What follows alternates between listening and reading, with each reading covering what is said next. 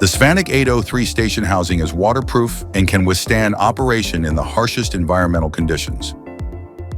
Turn on the station by pressing and holding the two buttons located on the top panel of the housing.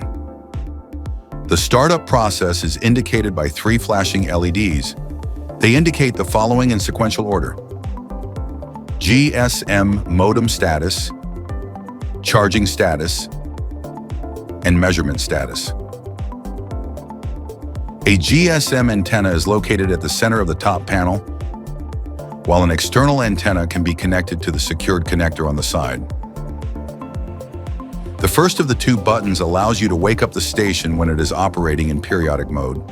The second button is used to check the status of the LED icons, and if held down for a longer time, it activates Bluetooth connectivity.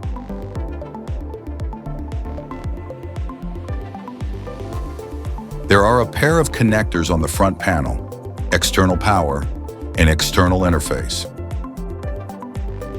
The connectors can be accessed after unscrewing the protective caps. If you are installing the monitoring station outdoors, remember to protect any unused connectors from the weather. For more information about SVANTEK products, visit SVANTEK.com.